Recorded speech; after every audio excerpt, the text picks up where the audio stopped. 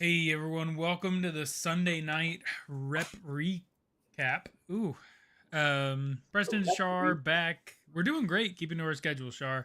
Yeah, it's been solid. It's been a We'll see solid how time. long we can keep it up, but so far so I good. pray that we keep it up. I've been more consistent honestly on this channel than I have been on my own. I was thought I was like, oh, I'll start streaming like Tuesdays, Thursdays on my own personal channel. That has not happened. I did one Tuesday and I haven't gotten back to it yet because I've just been doing other stuff for Roadmasters or for Rep.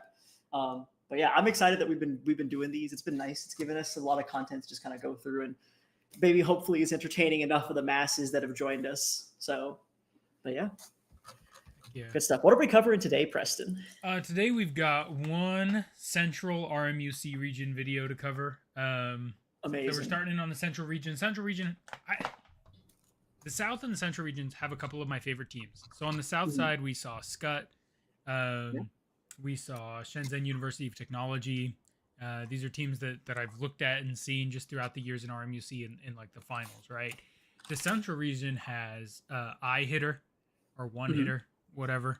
A team that's won like 3 years of RMUC like finals, won the whole dang thing. So another region that's got some really top tier talent in it. And Is SJTU also in the Central region? I don't know. I I'd think have they to are. check. And they're also a very strong team. I know. I believe it's the Central region because I remember that whenever the this is a slight spoiler for what we might see later, but they have a balancing hero robot, and I'm very excited to talk about that when we get there eventually. Because going back to the previous RMNA podcast stuff, I had a very hot take that all your robots should be balancing, which people did not like, and apparently SJTU agrees. So I don't know, maybe a top team agreeing with me means that I was right, regardless. Who knows? Who knows? Just saying. All right. Well, I'll have to make sure we get together after this and grab a couple of their games. That way, Absolutely, we don't miss them. But chat, let's go ahead and jump in. We've got one central game, and then I've got a question of the day queued up. I've held it secret from Shaur, so we'll get his off the cuff reactions and thoughts. I have no clue. I'm interested. I'm interested to see what you think. Right now, I'm coming up with the questions of the day. Chat, if y'all have a question, throw it down in the comments. And I mean, you can throw it here in chat if you are joining us live, or if you put it in the comments of like our YouTube or our Twitch VODs or whatever. I'll try my best to make sure I read those and grab that question, see if we can answer it for you. Let's dive in. That being said, let's dive right in. All right, so who do we have here? Let me get the Google Lens out. I'm going to be quick on it this time. Oh, I'm so close. This button. Yes, hit the translate. We've got... No, I was like 2 seconds too late. Oh, no. Yeah, we'll get you soon. We'll get it soon. We'll get it soon.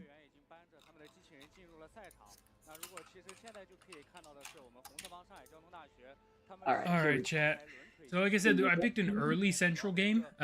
So this one's going to be a real roll of the dice, right? This is a regional match, so this could be really impressive teams. This could be fairly poor performance. And this is in the group stage, correct? Yes, this is group stage. On the red team, we have Shangjiu Jiao Tong University. They are 2023 national champions and 2024 national champions. So very strong team, it seems like, on the red team. On the blue side, we have East China University of Science and Technology. No stats up yet for them, but some more stats on the red team while we're reading here. This team has been champion a couple of years. Their motto is every little bit counts, every effort is worthwhile. We're seeing their robots currently on the side of the field lining up to be there. We're seeing that engineer over there and that sentry as well. So engineer sentry lineup at the front is very interesting to me. I like that. I like that idea. Yeah, so I have seen Jiao Tong before. They're a very impressive university. Their bots are always top tier. So we'll see. And I mean, from what you were reading there on the screen, it sounds like maybe the blue team is fairly new. Their bots look pretty good. The bots do look good. All right. And here we have the stats on the blue team.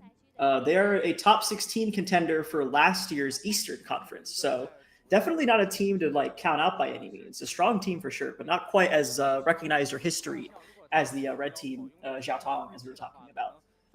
And that's going to be the East China University of Science and Technology. Very simple. Got some balancing bots on the blue side. You see standard 4. We got a close-up look at the engineer now. It's got, I think, one mechanical arm. Yes. with a backpack, which is what we're just going to call that now. It's similar to the design we saw last The Wednesday. inventory slots. Hmm. Got 2 inventory slots in your backpack. I do love the backpack design. We saw this in the finals of last week, as you were mentioning, for the Southern region with a Scut versus what team was on the left side? Taurus versus Scut. That was a very interesting match. And both engineers were backpack engineers. Here we see the standard balancing for the red team for Xiaotong, and it looks pretty interesting. They haven't really booted it up. I'm curious if we're going to see it like stand itself up. A lot of these balancings have been very good at recovering, is what I've seen so far. Especially when we got into like the top matches of the central region, or sorry, the southern region last week. Those were really good, like well-designed balancings that could pick themselves up if they got knocked over, they get rammed into, and they just walk it off like as if it was no problem. So lots of interesting designs in the field this year. I'm very excited to see how these teams do. Oh, never mind. I think Blue Standard 3 is hiding behind the base. Yes, I think all robots are fielded. We'll see if the drones come out is the next thing. That's the only robot we can't really tell. Or the dart is what we can't tell the functionality of until the match actually starts.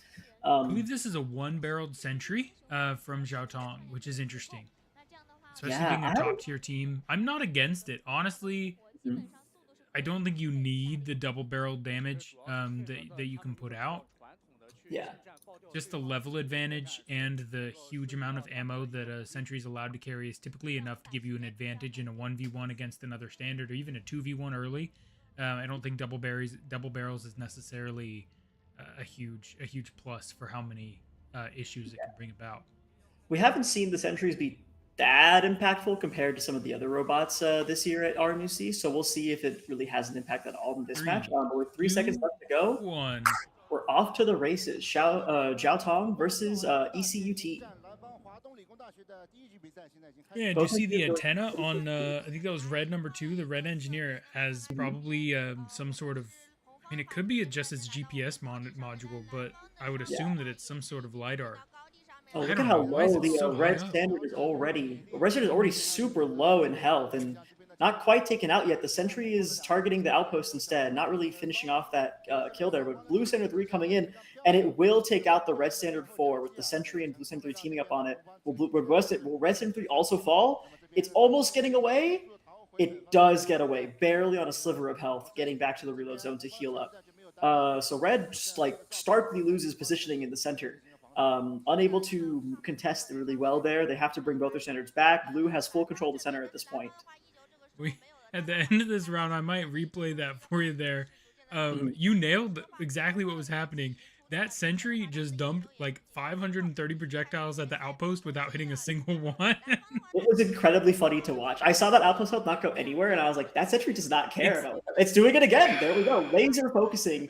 But it aims really well at robots. There we go. Some sort of an adjustment. That's really awesome. And obviously the hero now also chunking away. The drone for Xiaotong putting in work all by himself as the hero for the red team. Is that a balancing hero? It might be. We need to see it closer to actually know, but it might be indeed. I do believe Xiaotong's hero is balancing. Yeah, they're still behind though, as the blue team's hero ECUT has been able to do enough damage to the outpost to stay ahead here with their hero and their sentry unloading everything it has at it. The sentry only has 97 bullets left. It starts with 750, by the way, on the E-cut side. So a lot of projectiles shot, not necessarily a lot landed, but a lot shot for sure. One more shot from the blue hero here will take out this outpost. We have a bit of a sentry. Heroes from both sides now in that position, but Xiaotong's hero will get chased out and runs out of ammunition. The drone will finish off the outpost. Trying their best to hit the red outpost, unable to, as the red drone, as you said, takes out the outpost first. Is it blue drone firing like from the landing zone? It is live and it is for firing projectiles. It's close to the landing zone, but it's not moving forward essentially. It's very far away, taking a lot of pot shots. Does finish out destroying the other team. It seems like it's doing damage to its own teammate at this point. That didn't look like it was just standard 4 damage. It looked like it was both the standard and the drone combining. It is landing some bounce shots though onto red standard 4. Interesting move. Red engineer a little bit undefended here. That red standard 3 really can't stay there for long. Going back now to heal. The blue hero taking some long shots at the base. One has connected. You can see it there, the top right-hand corner of your screen. At the bottom left, where are we going to take these shots from? Still kind of deciding, this amount of indecision is going to, it might cost you the game. If that blue hero gets enough positioning and just gets to stay there forever because your standards aren't able to push up, given that the standard defense here is so solid, you might struggle in this game if you're Xiao Tong. Yeah, I think if you're the blue team right now, you need to scoot up. Your standards are doing a pretty good job of helping you contest the middle, and that hero missed all 7 projectiles after landing 1, right? So I think perhaps you need to play a little bit riskier, but have an easier hero shot. Yeah, absolutely. Blue Standard 3 coming in as the hero here versus the other hero, but able to get him off the stage over there and move on. But that red hero hasn't really presented itself as a threat at all, in my opinion. It's not really taking any interesting shots. Red Standard 3 is down. I had just talked about how balancing standards are really good this year and picking themselves back up. Red Standard 3 making sure I eat those words. Blue hero lands 1, lands 2, maybe he's locked in, lands 3. He seems to be in that sniping zone. It gets knocked out by Red Standard 3, however. Kind of worth 1,500 damage in exchange for, I mean, he's down for 30 seconds. It is a significant death timer, but as long as his team can kind of pick up the slack. A balancing bot, red standard 4, blue standard 4, very, very equal, both falling to a little under half health. Red will retreat. One back now. The dart flying across into the middle. It's trying to get that rotating center point, it seems like. The wheel, what is it called? There's a name for buff. The power buff? The power buff, the power rune buff. Yes. Steven in chat saying drone. Really excited to see the Xiaotong drone over there, and that just kind of hovering menacingly. It hasn't really taken any more shots. Does it have? It has 288. Oh, as I speak, it's taking shots now, trying to take out that blue standard 4. I guess it was just being patient, seeing where it could actually start to do some damage. Missing a ton though, not as quite as accurate as we've seen in the central region so far. Blue hero 1 now taking more shots at the base, a little bit over the base armor plate. That looked like it could have hit, but was a little bit off to the right. Yeah, I wish they would show us from the point of view of the hero. If you've watched some of our other streams, the base, nice hit. The base is so tiny and far away from that perspective. And you're aiming at an angled armor panel, so it's even more difficult to see. As the hero lands another from the sniper position, trying to use that. Oh my gosh, doing a great job of staying locked in, hasn't moved a millimeter. And that's really good discipline as he will continue to get shot and taken down. But I think it's worth it. As soon as he hits that first shot, he's able to land those without moving the pitch.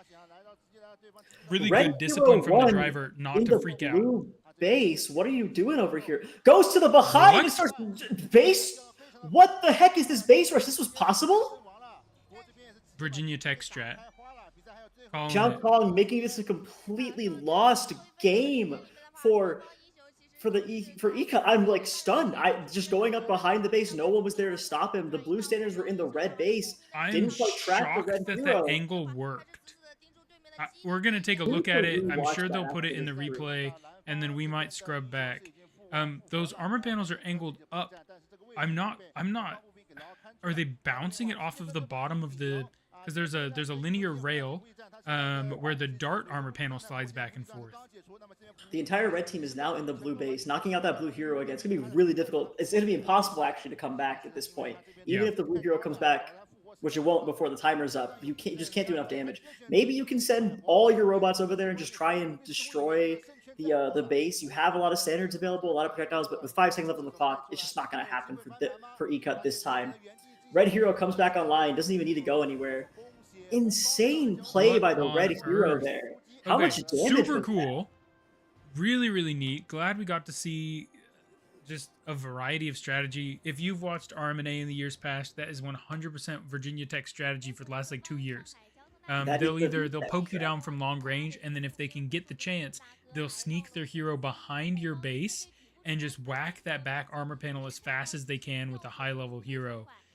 Worked out really well for Xiaotong. They were able to put out huge DPS, incredibly fast fire rate with that high-leveled hero, giving them an extra resistance to barrel heat. Again, I'm most curious just mechanically, how are they hitting that armor panel from that close? I really thought the range was necessary so that your projectile was coming down onto the panel rather than up. Yeah, and as we're seeing here, chat, in the stats, we have 9 eliminations to 4 for the red team, Xiaotong, to E-Cut. More damage was done. However, Ika did have a lot more econ, which makes sense to me. They controlled center for a little bit longer. Their engineer did get up there like 1 or 2 more times than the red engineer did and got a gold cube or 2 more, This, which makes sense with the difference in econ here. this might be the closest projectiles fired I've ever seen, though. Yeah, it was incredibly close. I mean, both like the drone essentially on the Xiao Tong side was emulating the sentry on the Ika side. They both were just shooting at that outpost and weren't making a ton of shots. They made some. The drone also ammo dumping for the 17 MMs at both targets on both sides. You know, didn't quite hit as much as you would expect. But yeah, 42 MM wise makes sense to me. Both tried a lot of like long. Right here, we're gonna pause here for a second. Yeah. As Steven's throwing some potential questions of the day in the chat. Appreciate it. Chat's weighing in, but right now we're looking at here. Well, give me 1 second. Let me see if I can. Can we zoom and enhance? No, but we're gonna lower the speed. Instant replay. It's okay. We're right after round 1. A little bit. That was a sick jump. Here. We did miss the. Balancing jumps are sweet. We should watch all the matches at like 0.75 speed. Just what the heck? Okay, look, chat. The armor panels are angled up. Yeah. Show us the other view. How is he hitting? Is he bouncing it off the bottom? I can't tell. It's hard to tell with all the like projectile. They gave us a better view in the match. Yeah, in the match. Okay, it's right about here, because the health levels start going down right here. Here comes Hero 1. Oh, Preston, look. There's another armor panel at the, okay, hold on. If you scroll back a tiny bit, right? So like a tiny bit. Well, he's hitting this side armor panel that's angled up. He's hitting that armor panel. Yeah, there's 3. There's 4, I would assume. 1 on each, like, side, right? That one right there, underneath the bar, he's hitting the bar, and that's hitting it into the armor panel. Okay, so that was my hypothesis as well. But I think he's just hitting the armor panel. That's wild. It's good stuff. It's a pretty tricky shot. We'll watch it one more time. Chat, weigh in. I think he's hitting the armor panel. You have to scoot back. There's just enough space. Definitely. Oh, he's definitely just hitting the arm panel head on. Yeah, but it's a hard arm panel. It's a hard shot to hit. He is back. His butt is pushed up against the dart launching section. Yeah. That was insane. Does he switch targets when it opens? No, he's totally toasted. Well, he gets knocked out immediately, yeah. For the squad. I mean, that was an amazing play, though. That's the playmaking that you need to have at these levels of play. This is the RMUC 3 misplayed it. I'm gonna say it right now. Red Standard 3 was trying to protect the hero, which is a valid option. Blue but if you're gonna base race, you should just honestly, Red Standard 3 should have stayed on the far side of the base. They should have hit this thing from both sides. He should have just waited. Yeah. I mean, they still won regardless, but I think that would have made them win faster. I agree. Yeah, I think they could have. I think they could have finished the base. So right here, as soon as it opens, Red Standard 3 should be just drilling the low armor panels, but instead he's in a robot-to-robot combat. You only have to do like 800 more damage, and that's not that hard with how fast that level 10 standard can fire. Yeah. Plus, I mean, you knock out the blue standard 4. Like, why not do this now, right? Where you're just 1 standard to 1 standard. Just go ahead and start like destroying it. Yeah, I agree. That was good stuff, though. Exciting stuff for sure. Yeah, you'd have to practice that shot. Colonel John's correct in the chat. You would have to practice that shot for sure. That's not one you just come in and do.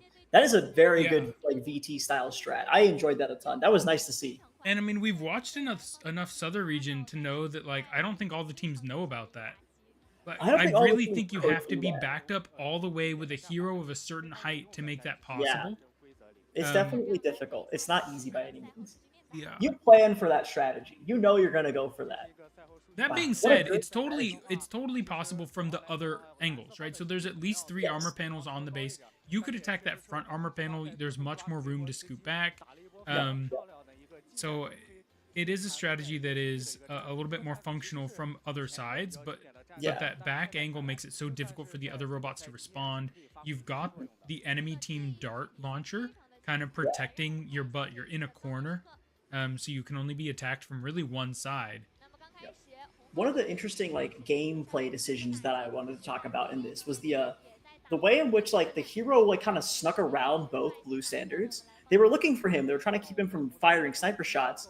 And so he knew that they were on the red team side, the red hero, and so the red hero was like, "What if I just like get to their base?" And they had to then chase him down, which they couldn't line up the shots as well. They couldn't keep him under fire as long, which allowed him to get this amazing play and take out so much of the base health so quickly. Yeah, the hero definitely the MVP there. Funnily enough, Resident 3, who you said could have played a little bit better, also got MVP, but I think did play Still well. played well, right? Still And played well and for sure. needed to protect the hero enough that they could get a sizable lead, because when he Yeah. started that push, the enemy team had 5,000 HP. They had a pretty significant health deficit. Yeah. So it Look at the was accuracy on very that hero, important. by the way. As that screen disappears, 60% accuracy. Pretty solid. That's the highest accuracy you've seen. Okay, Granted, yeah, but it's skewed, right? Because it 24 is of those skewed. projectiles were from like 3 feet away. Yeah, it is skewed, but it is still like kind of cool to be like, yeah, I guess that does. It is a balancing hero. Yeah, balancing hero. Amazing. Ugh, I love balancing heroes. That's like one of the coolest things in the entire. A hit is a hit. John is correct in chat. A hit is a hit. But balancing heroes, okay, chat. I get to talk about this now a little bit. Balancing is such a cool idea, and I think it gives you so much like maneuverability. It gives you so much of like ability over the field, especially in RMUC, right? Like RMNA, we're trying to start doing this more. We have like a ramp. We've got some other field elements that we want to incorporate to incentivize balancing. Now there's no longer software or hardware advantages, but a balancing hero is such a smart idea. Like for example, SJTUs can sit down. This one here, Xiaotong, we saw it sit down as well. When you're sitting down, you change the angle of your armor plates, right? You make it so they have to pitch a lot farther down to hit you from closer up, or they have to go farther away, which reduces their accuracy. I And I was think that's a watching. really smart idea to go about. Yeah, I was watching one of our RMNA team Instagrams, and they showed their balancing hero just driving straight into a curb, but it Virginia stands up a Tech. little first. Yep, Yeah. yep. So Virginia, that actually was the last leak we watched on stream yesterday. Was the Virginia Tech one because someone in chat was like, "Hey, Virginia Tech just posted a video on Instagram," and so I went, oh, "Okay, we'll pull up one more. Why not?" And that was such an interesting, like that's the kind of stuff that I'm so excited to see at RMNA. We know at least one balancing that can get onto that ramp and looks relatively easy for that too. It drove right afterwards as well. Like Yes. that's going to be incredibly powerful as like Yeah, a it's gonna let him mechanic cut too. straight from the base to the middle. Yeah, Potentially. straight to the middle, and also you can just perch there at that point. Now you can also peek and perch from there. It's like you get that nice advantage from being up there, and you can immediately just go back. Right, you can go back and go forward after healing. It's like so much. You cut your cycle time to the middle so much. Char, talk to me from a software perspective. Why the heck are they flashing stuff from round 1 to round 2? There's a couple reasons. I think the big thing you flash things in this case was probably because you're either editing some CV code. I mean, it was true that some of the CV on the hero and the standard was not up to par, right? Maybe you've made some changes in that regard. That original accuracy for both heroes was not very good for the base. Maybe you have like, oh, I would want to try this ballistics function instead, right? We're not able to get this sniper position. We'll put this one in as like our main ballistics function. Whoa. Another reason you could change things here, I think, yeah, the balancing code as well might be worth changing. We saw that balancing 3 fell over for a little bit and wasn't able to pick itself back up. It did come back into, or sorry, balancing 4 fell over, wasn't able to pick itself back up. It did come back into the game eventually after a couple of minutes, but maybe you're like, oh, we need to tune this a little bit down, right? We have other settings, etc. That's fair. Could Yeah, be swapping tuning drivers, values make though. sense, or even like an offset, right? Because like the blue side was missing high on pretty much every hero shot. Yep. They could Yeah, so just you can put drop in an a offset. default offset. Okay. I think another thing also is like, and this might be a thing that only like this might be like a really hard read. So this is all speculation. I'll be honest. I could definitely see a reality where you're like changing drivers for some reason, just to either get more practice in these groups or to give yourself the ability to like switch around people into different positions because obviously it's groups still. So I could see a world where like, oh, we want to put this driver's presets instead because they're used to this kind of sensitivity on like the gimbal, this kind of so on and so forth. And rather than make them tune it in the client, you just tune it directly with the robot. That's another thing I could see being there. Those are the ideas I would have, Preston, in terms of like why would I be changing things if I'm winning? Essentially, it's just to make it either more smooth, make it easier. A driver is asking me to change one particular keybind or something. Simple things like that. But yeah. I'm curious to see if the sentries get more involved here. We did see the blue sentry come up to the center point and basically act as a drone for E-cut. The blue sentry did really good against other robots when it didn't have to fire up. It had pretty good auto aim, but obviously firing at the outpost did not go so well. Gravity's hard. That's the answer there. Gravity's difficult when it comes to ballistics. That's true. Fighting another robot, especially that close, you can just point straight at what you're aiming at. There's no arcing. You can just point straight at it because the distance is so short. Yeah. 2-1. Shanghai Xiaotong. versus E-Cut on the blue. Both engineers going back for those silver cubes again. That sentry is going up that ramp, going to be part of that first rollout. Blue team. Oh, look, blue standard 4 just jumps up with the sentry. They're leading together, fighting red standard 4 now. I love this E-Cut Standard 4 sentry might as he just go takes down standard 4 immediately. very low from the red side. Is blue able to finish him off? He will! As he drives off the edge, the sentry finishes it. Wow. We see blue's drone also be coming out. E-Cut's drone is available and is putting some fire down. Was it firing at its own robot? Did you see that? That looked like it was firing at the blue team robot. Maybe that was the red team robot. But the red hero is dialed in this game. Good defense from E-Cut, pushing him out of that central or that sniper position. Both outposts very low. I'm such a fan of the blue sentry. The blue sentry is really funny. It's leaving now. It's decided it no longer needs to be at the center buff point. It's decided he's out of projectiles. He's launched all of them. Oh, it's already out of projectiles. It's going back to reload. Great job. The drone is going to, slowly chip its way through that blue side outpost. Now the blue drone online, really hitting his own robot again a little bit. I think it actually knocked out the blue standard 3 right there. I'm pretty sure that was a drone assisted kill at least, if nothing else. Awkward. I mean, these bounce shots are just way too reckless. Oh. Yeah. So doing damage on the sentry as well, but able to hit a little bit on red standard 3. The sentry trying to get out of there. It is a robot, so it might not be able to, but, the red standard 3 doesn't push. I get that. I think it's a good play. You're low. Don't know what red standard 4 is doing over here. Where are you going? Trying to be a distraction. Blue standard 4 has fallen over. Can it get back up? It looks like it might be able to, but it's really trying. It's not able to yet. Blue standard 4 was knocked out right on the edge of the curb, and then when the sentry drove past it, it accidentally knocked it off over the curb. That's incredibly funny. There's a lot of team killing on the E-Cut side this round. A lot of not a lot of teamwork going on necessarily. The dart flying across. Wow, that was pretty close. Land. Blue hero also making some shots at the base. Looks like that could have been decent. Still lining it up from the sniper position. Still not quite there. Red hero also making some shots. Yeah, the red dart, I believe, launching those shots. There we go. Hero now hitting for the blue side. However, blue hero was taken out by the red hero's in position. 21 projectiles in the hopper. Again. Blue 3 immediately going there. Levels up. Why is he firing? Red hero isn't able to fire. Red hero's not in position yet. Red hero's still getting attacked and not in position. Here we go. Oh, still not. Red hero was not unable to get into position. Maybe doesn't have the mechanical ability to fire. Yeah. He had time. He was there before that blue standard, but blue standard 3 doing an excellent job of reacting to the strategy that they identified from round 1. Yeah. Red drone taking out some more sneaky shots on blue standard 4, who is unable to get up. Needs a life alert.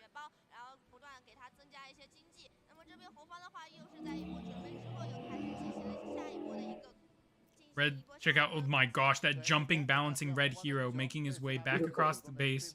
We see red standard 4 also able to jump on as well. Both red standard 3 and red standard 4 are jumping, balancing. Oh, look at that. Another bounce.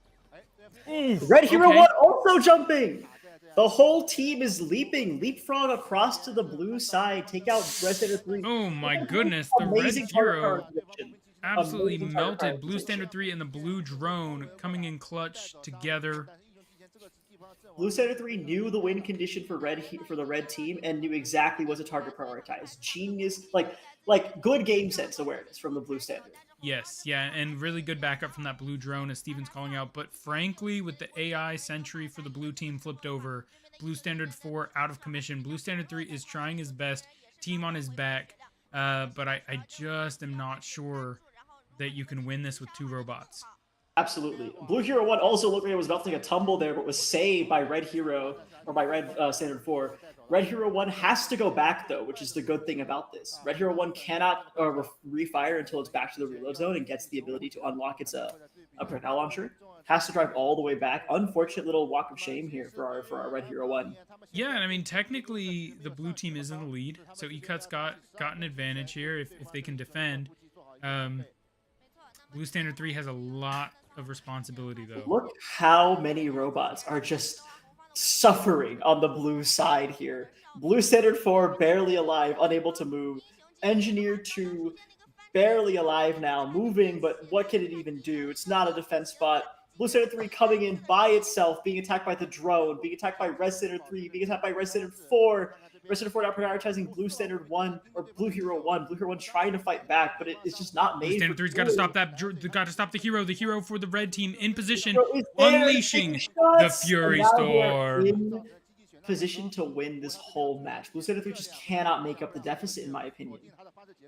Doing a remote heal as well. What can Blue Standard 3 do? It's just over. Yeah, look, Red Standard 3 and Red Standard 4 playing defense this time. The red hero is able to get that base opened up before he's taken out. Blue Standard 3 did everything he could, took that hero down, but not before the base was opened up. 1,999 health, exactly enough for the red team. Excuse me, that blue team base now in peril. They do take out Blue Standard 3, but honestly, it's a little bit too late at this point. Like, it doesn't really... It's really hard to come back. Blue Hero, though, might be able to take out Blue Standard 4.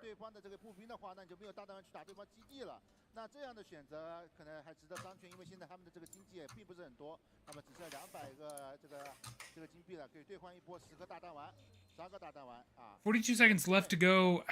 It's still possible. E-Cut still has their hero. It's trying to get in position now. Red Standard 4, though, harassing that blue hero. Red Hero 1 going to go back to base C. 26 seconds left to go. All the red team has to do is defend. The blue team launching from the middle, which is what I gave advice for round 1, but that's a very different situation. They don't have the standards to back it up. With only one standard and one hero, where can you even go at this point? Like, two heroes, one standard down, one sentry down, 5 seconds on the clock. Unfortunate for E-Cut here. E-Cut was doing very well. But just... too many mechanical malfunctions. Too many things went wrong for them. That Blue Standard 4 dropping first, Blue Sentry tilting over. What can you do at that point, right? Yeah, honestly, I'm so impressed with E-Cut. Like I said, Jiaotong's been a phenomenal team in RMUC. They go really, really far each year. They've had some phenomenal finishes as a university. So I kind of thought this was going to be a stomp just based on the pedigree of the teams.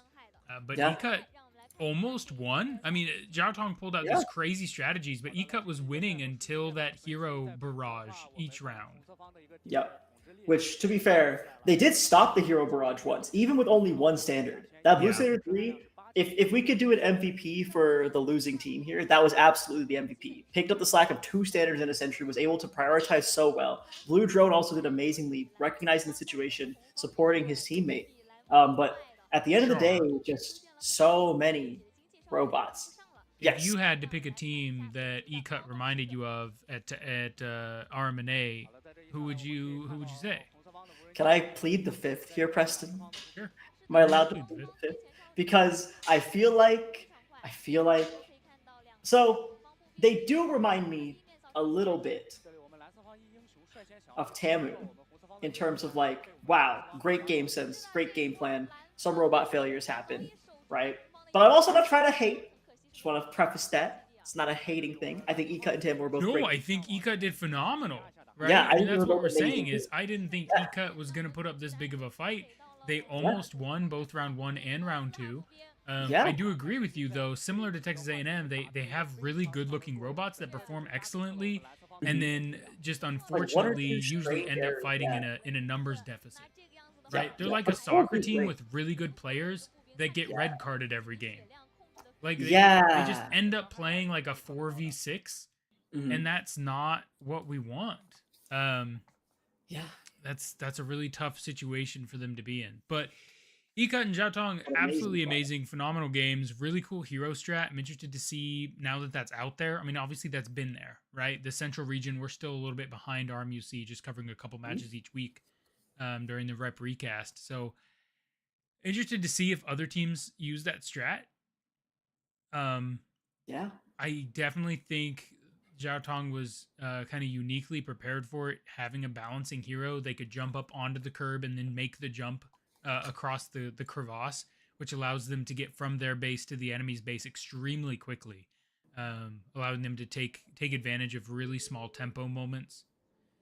Shaur, before we get to the question of the day, I just want to say I'm so excited for RMNA. I'm so excited for the map changes.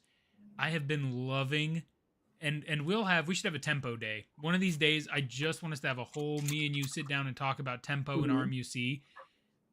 Like all of these strategies, I'm not saying it every time because I think it would get obnoxious. But Zhao Tong's strategy only works with great tempo. If you run over there as the hero and the whole team's sitting there, like in their base, you're toast. Like one hero versus 4 robots is not even kind of close, right? So they've picked their fights really, really well. Yeah. I think in the lead up to RMNA, there's 2 different streams I want to do. One is obviously I want to do the same thing you're talking about. We're talking about tempo, talk about game like sense, how to play the game, what the like kind of like meta is almost for RMUC and for RMUL. I think both have interesting ideas there, especially with like what we think the meta will be given the field change we're seeing in NA. And given that we've seen a couple of robot designs for NA, because we have like, for example, giraffe hero from RHIT, really, really tall hero, can snipe at the center point from their reload zone, can just look over the wall for it. Incredibly interesting design there. I'm curious like what that'll end up looking like, right? And like, is that going to be worth like what that changes the game to look like if you have a sniping hero in the corner that doesn't have to ever leave the reload zone? You can't really do anything back to it because there's a ramp that stops you unless you go up there. And if you go up there, it's aiming point blank at your armor plates, which is kind of a dangerous situation to be in against a hero that can knock you out in almost 2 shots. Yeah. That's one thing I want to talk about is like the possible strategies we'll see based on some of the leaks we saw, things like that. Another stream I'd love to do, Preston, we talked about this a couple of times, is the game design stream. What do we think that like, how should you design a RoboMasters like format? You know, a 7v7 or a 5v5 or a 3v3, perhaps even other numbers in between, like a 2v2 or a 4v4. A couple of different format ideas we can bounce around. But Preston, that leads me into my next question. What is the question of the day today? I'm nervous. Question of the day today. This is the last time I think we get to ever talk about this, Shaur. So I'm excited. I'm glad we've got John in the chat. The question is, who will be the next like known public competitor like Elizabeth? And the bigger question in my mind is how. So let me give a little bit, because I am springing this question on Shaur. So let me get a little bit of an explanation just in case you're joining our chat and somehow you don't know who Elizabeth is, because that's my whole point. I can't name more than like 1 or 2 other drivers from teams, right? I can name people from the community because we have a great community, and I'm like, oh yeah, like I know Derek and Natalie, especially the ones that have gone on to be in RMNA, right? I mean, Shaur and I met at a random competition, like lots of people baby. Meet, from doing RoboMasters. But Elizabeth is known throughout the community for like her performance as a driver on the Texas A&M standard team. And I really want to discuss I think this is her last year. I don't know if she's coming this year. She's graduated this year. Congratulations, Elizabeth. And she's going to go have a fabulous career somewhere. It's going to be awesome. She will be missed though as an RMNA driver. It was often a talking point about watching her kind of fight those 1v2, 1v3 fights very well. Great game awareness. She was able to win those disadvantaged fights, get out of fights alive.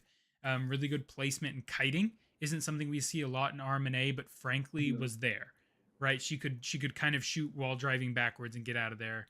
And it does happen, like it will pop up for a competition. So for example, VT's hero driver, if you go back to 2022, the second year at Texas A&M, we were shouting that guy out by name. His parents were in the chat. His team was hyping him up in person, right? And so we were talking about him a lot in chat because he was holding this important position. But I think what I want to discuss with you is, what was this magical recipe that made Elizabeth a talking point and a point of consideration over a large number of years? And because I think it's great for the community. It's awesome for the sport. Like from the sport side, it's freaking awesome. So what needs to happen for that to happen again? That's kind of the background of the question. This is an amazing question. I actually love this question. I'm sorry. This is like an amazing question of the day. I have like three forks I want to go in with this, right? First thing I want to talk about is Elizabeth and like how she came up.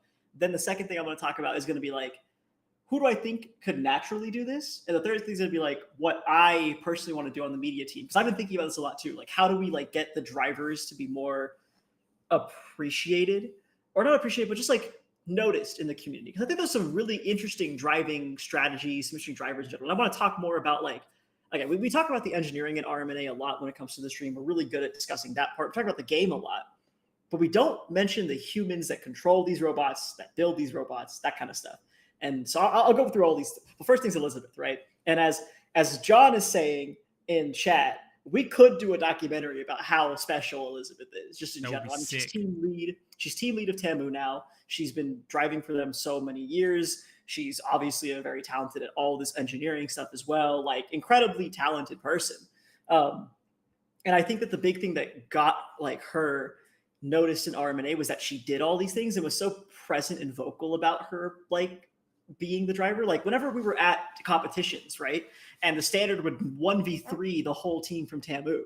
And everyone was like, holy crap, who is that driver? Like there was an answer to that question. It was, oh, that's Elizabeth from Tamu, right? And that kind of just spread around throughout the community. I remember the first time I heard about her was from Nathaniel, actually. Nathaniel was like, oh, our standard driver is Elizabeth. I asked him, I was like, who is your driver? She's crazy. And Nathaniel was like, oh, that's Elizabeth. She's like one of our great drivers, another mechanical person that was going to end up being team captain at some point. I was like, that's awesome. Great stuff. And then the name stuck in my head. And I think that the fact that we referenced it so many times between each other, between other teams, and partially because a lot of the commentary team is also Tamu. And so we're like able to we're tapped into that part of the community a little bit more. I think that's what ends up happening to bring those people into like the spotlight, right? The second part of this question is, how do we do this again? Naturally, I think that there is already someone who we just need his name essentially, but we all know of him. The NUS driver is like the exact same amount of like interest in him and amount of like talk about him.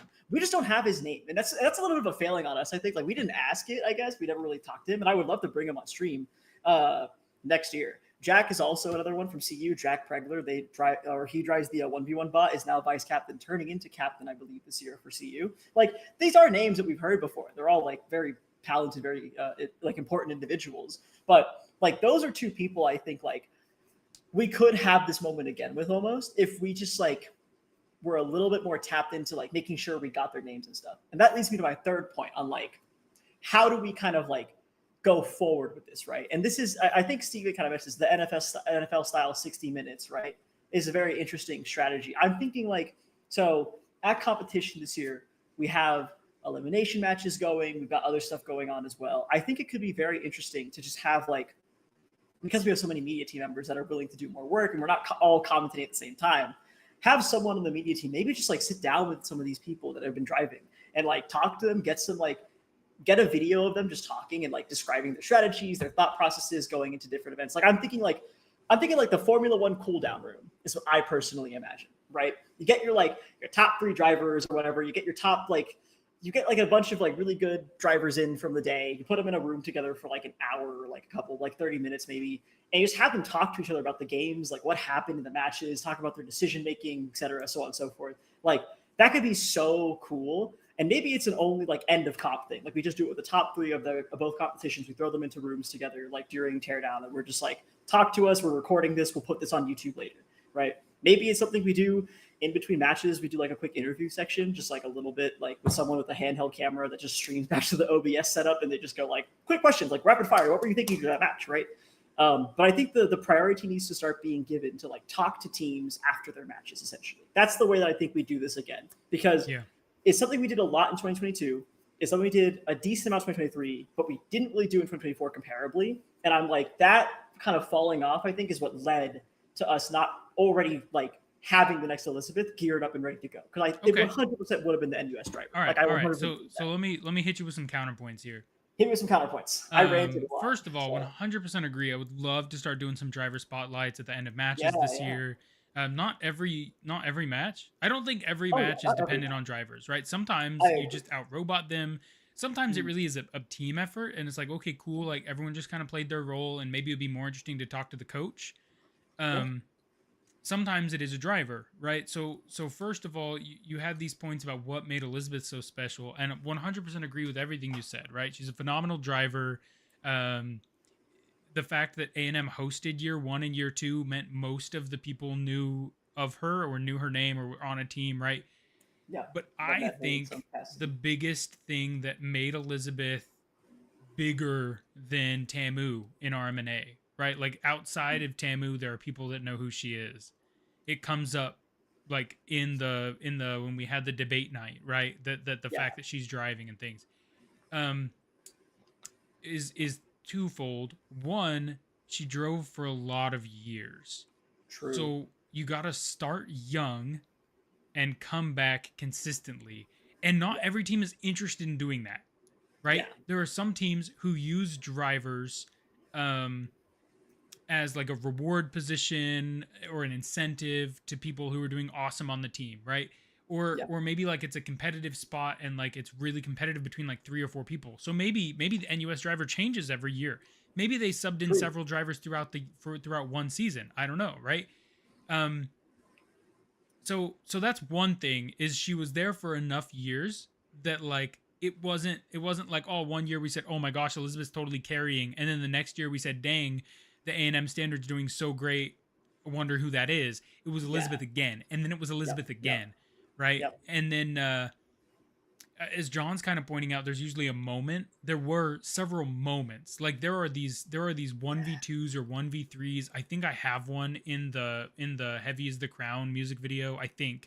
Hmm. I think I got one of those Elizabeth moments where she goes 1v2 or 1v3, and she's not the only one to have those moments, right? So like um Nathaniel, I think it was Nathaniel, but the hero driver for Texas A&M has had a couple clutch up moments.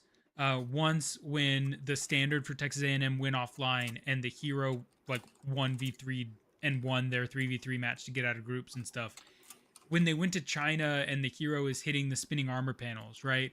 Or like there's this crazy game where the hero hits, like, has terrible pitch PID and still hits the shot onto a moving rail sentry. Hmm. Um, but again, right, if it happens once or twice or even 3 times just in one season, it doesn't make a legend. It makes a cool run, right? And Yeah. so I think the TLDR is we need to get better at getting names from drivers so that we can Yeah. start to see the trends and the repeats. And then partially we're just waiting for something awesome to happen and for someone to really stand out a couple times. There is a little bit of luck to that recipe. Hmm. For on our side, right? We're hoping that Yeah. someone has this crazy upset moment, and then continues to perform at such a high level. Yeah, I absolutely agree. I think also like John is saying this in chat as well. It's like the TLDR is you want another Elizabeth, you look for the moment, you highlight it, and you just keep doing that. And I think, yeah, so there's a couple things we're implementing this year that like we talked about a little bit today, Preston, and I'll actually just tell people now in the rep channel. The best part of the rep channel is I can just say things and then be like, this is what we're thinking about. It's not finalized, but it's probably gonna happen. We're going to be taking pictures with robots and drivers this year. Not just Yep. the robots, not just the drivers, but the driver and the robot, or even the engineer, driver, and the robot together, which I think is going to be very, very helpful. On top of that, I think that we can add this to that picture taking. We can be like, please give us your name, whoever is with this bot, and like tell us what your role is with this bot. Are you driving it every time? Are you the main driver? Do you have a sub? Like that kind of stuff. Like just get information and have it written down somewhere so we can very easily like just read it, even if we read it once, right? When they come on stream eventually for after doing some crazy thing, right? And we pull them on for a quick interview and they tell us, oh yeah, my name is XYZ. And I go, oh, I know what you are because I read that name somewhere already on a sheet. Now I'll remember it better and I can start referencing it more whenever you're playing, and it's going to be great. But yeah, I think that's one other thing. And then also people will see it on the stream. We could drop the name underneath the picture and be like, this is the roster. Yes, the team roster, if you will, the drive team roster. I think it's really important to have. So that's one thing we're implementing this year that I think will make it a lot nicer to be able to do this kind of stuff and get those names and keep those names somewhere so we can like talk about it. And also, low-key, another reason we should do this is because like I'll be a reference for you easily if I have your name written down for driving. I'll be like, yeah, they totally did robotic stuff and they were like good at teleoperating stuff as well. Like throw them into whatever robotics job you want.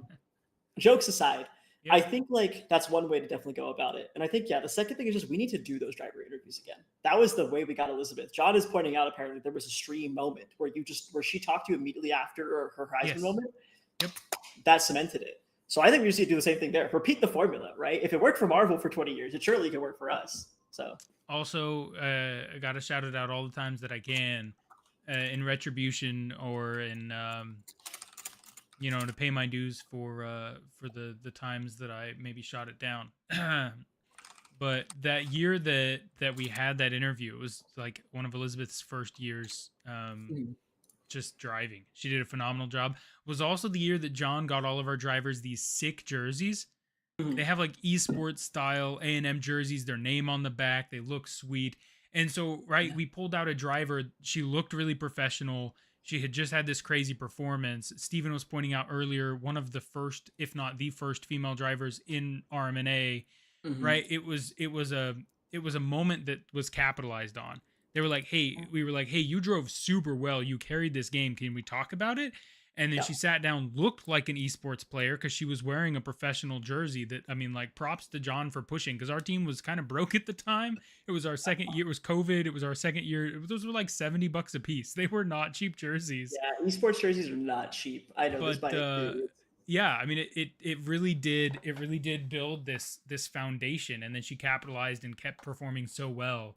I 1000% agree with you. I think the best thing for us to do this year is to have rosters. Not only will it help allow for these narratives to be born again, to get a new narrative going, it'll help us when we're commentating, right? Be able to correctly identify, right, drivers coming back and facing each other, and right, because if I know, for example, what we just witnessed in the Central region, when round 1 the hero goes and does this crazy backdoor play, and now round 2, which in RMNA I'm saying between meeting each other once and then meeting each other after groups, when I see those teams rematch and I know the drivers are the same, I am expecting this team to react more directly, just like we saw in the Central region, where they're ready for that backdoor attack. Yeah, exactly. I think that'll be, I think that's the best way to do it. I actually, as we were talking, I added a little note into our inspection training protocol where people are going to be taking pictures to please get all names of everyone on the drive team and link them to the pictures so we can start putting this together. I think that'll be a really big help for well, and I think I'm going to be part of helping put together the photos this year. So I will, because I think part of what we need to know is if drivers are going to be consistent for each team. They don't have to be. This is not a pressuring you guys to make your drivers the same moment. But when we're taking pictures, I think we really need to limit the number of people in the picture. My opinion is 5 people in the picture. You have a standard hero, like a standard driver, hero driver. It may be a Sentry mechanical or CV lead or something, a team coach, and then one other person. So I think 5 people is a really good number of people. But then in that moment, we take your photo, we take a photo of your robots, and we ask you, okay, are your drivers going to be the same for the whole competition? If they are, what are their names? If they're not, we don't write down their names, right? Because we don't want to be misallocating plays or misplays to people. I do think, and because this is rep, I think we have a better platform to talk about this for the moment. I do want to point out that this will bring an increased amount of player accountability that I don't think every team in RMNA is ready for.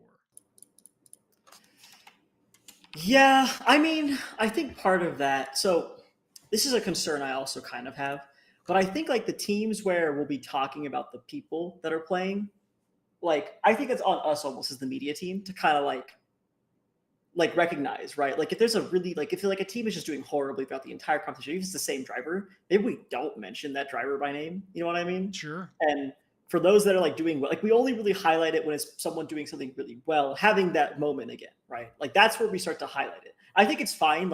For every first match, for example, we only go by robots, red, blue, etc. The usual monikers we use to describe things. And then after we see a really crazy play in a match, we go, please bring so-and-so from the team up, right? And let's talk to them and interview this driver. And then we get to know the driver. It also introduces them to the stream. And so when we mention them later, it's you have that part of the VOD. You can just link back to who that person is, right? So we don't just suddenly go up there, we go oh my God, there's Elizabeth in the standard for Tamu and destroying Yuta. But it's well, who is this Elizabeth person? I've never seen this person in my life. Yeah. Right?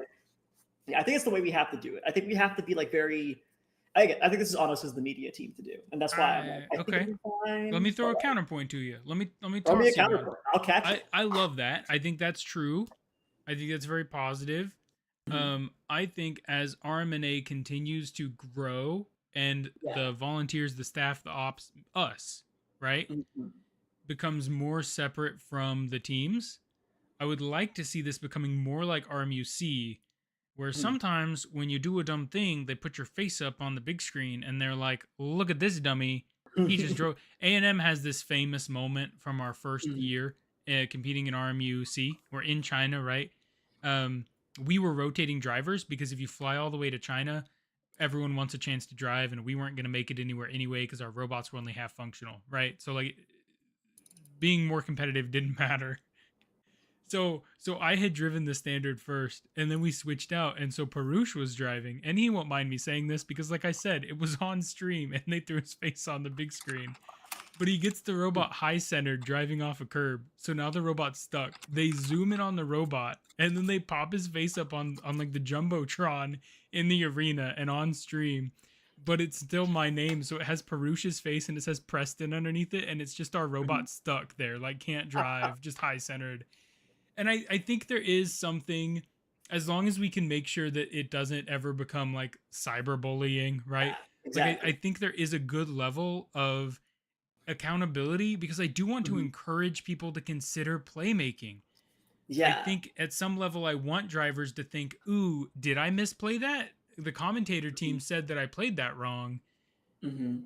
and we do a good job of pointing that out. And so I'm just playing devil's advocate here of recognizing that as we start to recognize individual drivers more, eventually that's going to look like, hey, we're in the semifinals, we're in the quarterfinals, these teams should be acting right.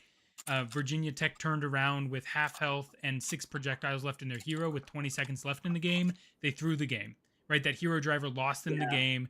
Yes, he was going to die, but with 20 seconds left, the only thing to do was mag dump. Yep. um Yep.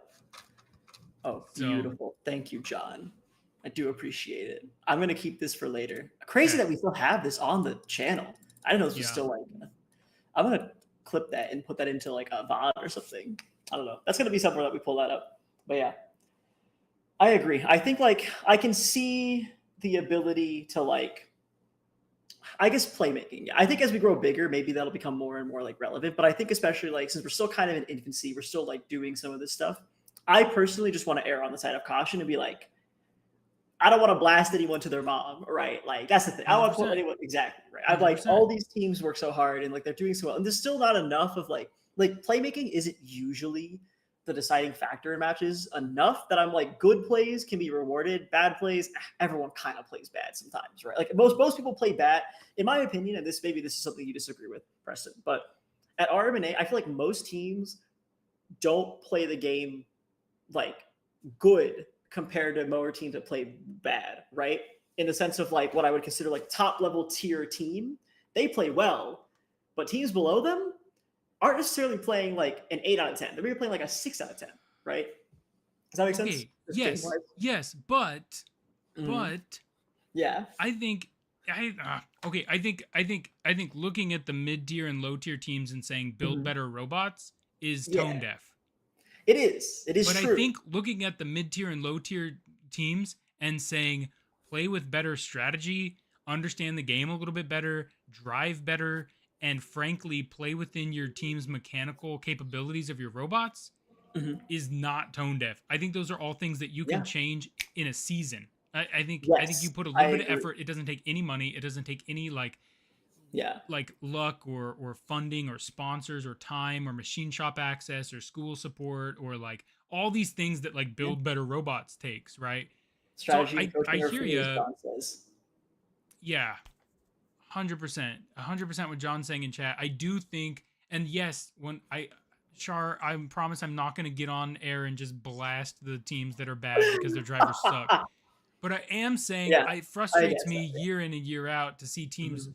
not no to see teams where no one on the team is watching the stream or Yeah. just watching the match. Guys, I don't care about the Twitch view that you will give us. That one Twitch view is not going to change my life, Not I gonna change promise. much for us. But if Even if it somehow got us partner, it wouldn't change much for us at all. wouldn't change our life, right? We'd still be in a net negative. It's okay. We love this. It's a passion project. Don't worry about it.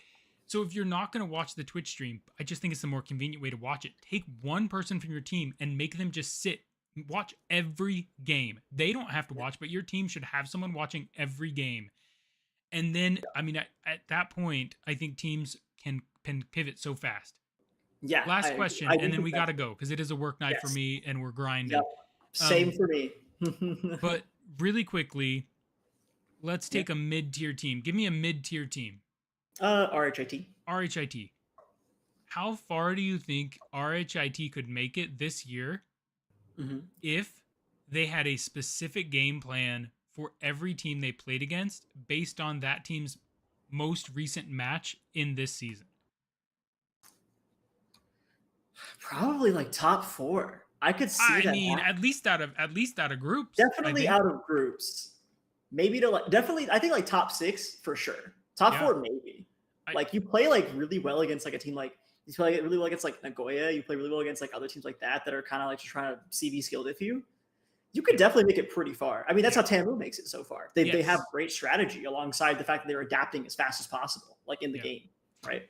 So and as commentators, we do that. We are practicing what we preach. When we brought on our 2 UW commentators last year, I said, hey, like at the beginning they were struggling a little bit, and I said to them, I said, just when you're not commentating, just go watch the matches and take notes. I said, jot down some interesting thing that happened in each match, and it will help you realize what you should be pointing out, what you should be looking for when you're commentating. The exact same thing applies to driving. If you just watch the matches and you just jot down notes of when drivers have a large impact and influence in the game, like what did they do? What turned this? How did they come back from this? Or how did they lose this lead? Or like what was it? It's got to be something. And I think we're at a season, like you said, where so many teams are not implementing strategy that you don't have to implement great strategy or be like really clever about it. If you just put some effort into strategy, I think it does a lot. Yeah. I think that, if we frame it, sorry, I would say one last thing that I think if we frame it on the stream as here's some free advice, take it or leave it, easiest dub of our lives to do that strategy discussion. But yeah. All right, chat. Thanks for hanging out. Thanks for finding the stuff, John. We appreciate it. We'll take a peek at it. Shaur and I will chat offline and put some stuff together. Question of the day. It's going great. Thanks for throwing a couple suggestions in the chat. It helps us ramble a little bit less, but still get to talk about these crazy things. So absolutely. Y'all have a good night. We'll be back tomorrow and then Wednesday night for more of the rep recap. Bye. Good night. Bye.